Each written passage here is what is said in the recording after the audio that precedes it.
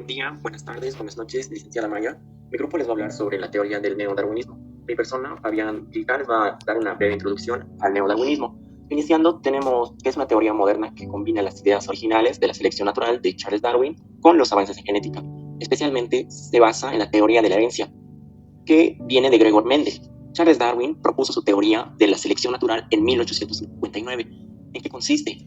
Trata de que los seres vivos mejores adaptados tienen más posibilidades de sobrevivir y reproducirse.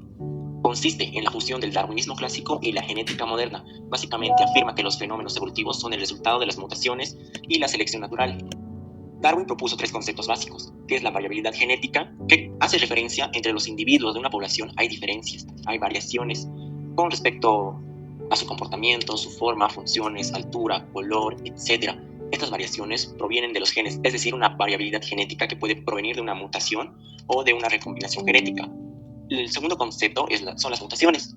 Las mutaciones son cambios o alteraciones en el ADN de un individuo que puede ser perjudicial o bien proporcionarle una ventaja.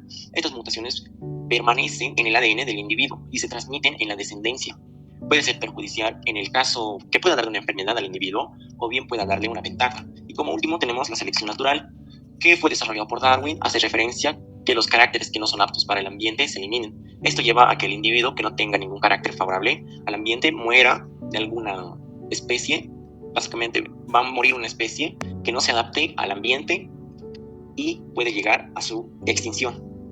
Terminando con esta breve introducción, doy paso a mis siguientes compañeras que van a hablar más a detalles sobre las síntesis modernas, la selección natural, adaptaciones, etc. Buen día, doctora. Buen día, compañeros. Mi nombre es Verónica Carvajal y yo voy a continuar hablándoles sobre lo que es la síntesis moderna en la teoría del neodarwinismo.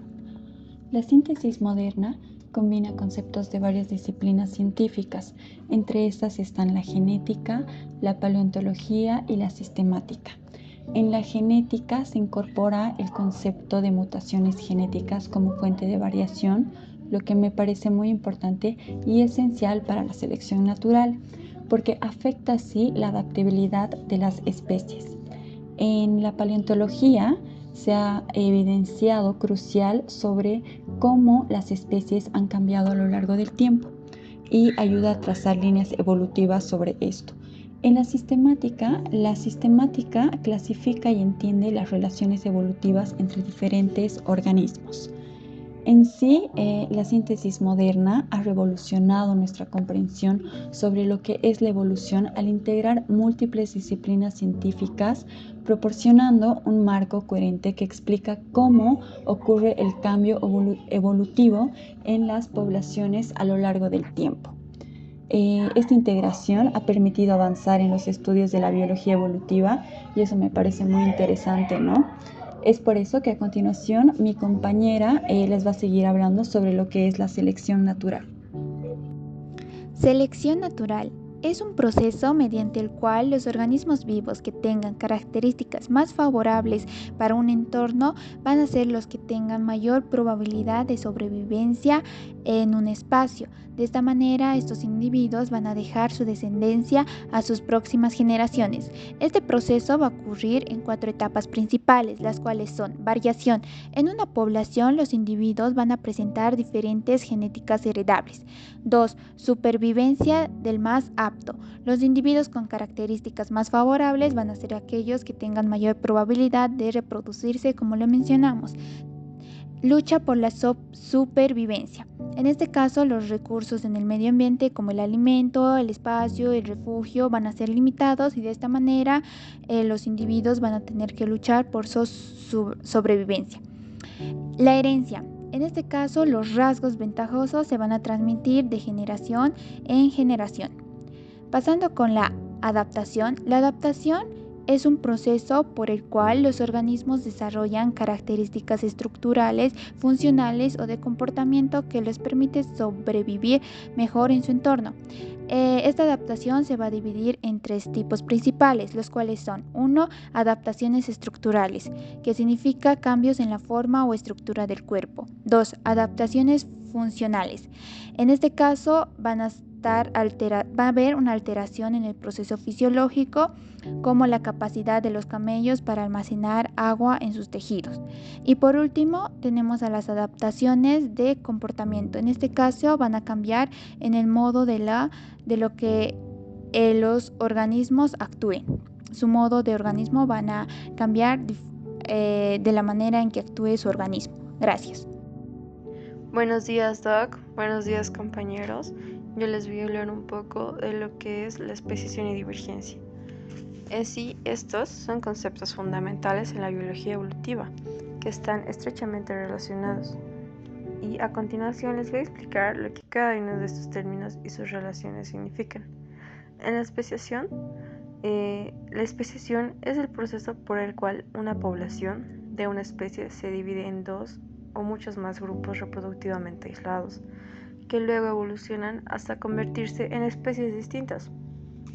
Existen varias formas de especiación, como la especiación alopátrica, que ocurre cuando una población se divide geográficamente, como por un ejemplo las montañas o un río, y los grupos aislados evolucionan independientemente. A lo largo del tiempo, las diferencias genéticas y adaptaciones locales pueden llevar a la formación de nuevas especies. En la especiación simpátrica, en este caso, la especiación ocurre sin una barrera geográfica.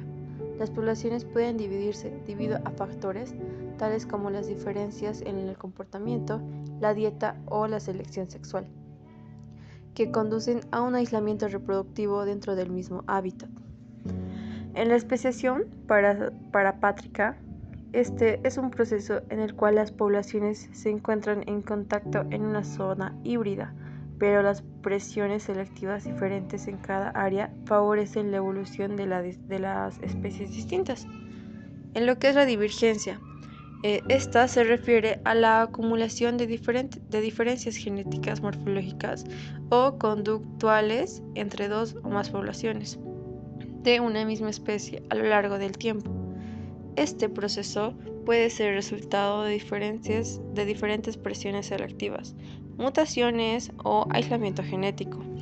La divergencia es un mecanismo clave en la especiación, ya que cuando las poblaciones se diversifican lo suficiente, pueden llegar a ser tan diferentes que ya no pueden reproducirse entre sí, y por tanto se consideran especies sumamente distintas.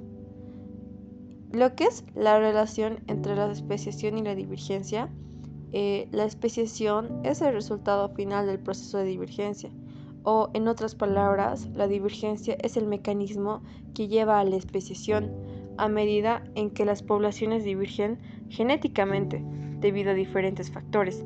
Este proceso puede culminar en la formación de nuevas especies, que ya no pueden intercambiar genes entre sí. Y bueno, en resumen, la especiación es el proceso de formación de nuevas especies, mientras que la divergencia es el proceso evolutivo que genera las diferencias necesarias entre poblaciones para que produzca una dicha especiación.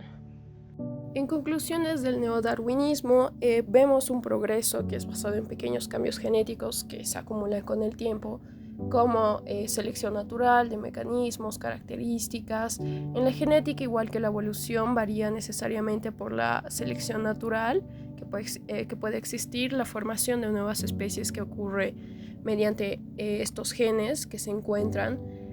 Mayormente se pueden aplicar en medicina, en cómo se entiende la evolución de las enfermedades para poder desarrollar tratamientos efectivos, como la agricultura igual, que es para mejorar la evolución de plantas o animales domésticos. En conservación podemos encontrar que nos facilita para proteger especies en peligro.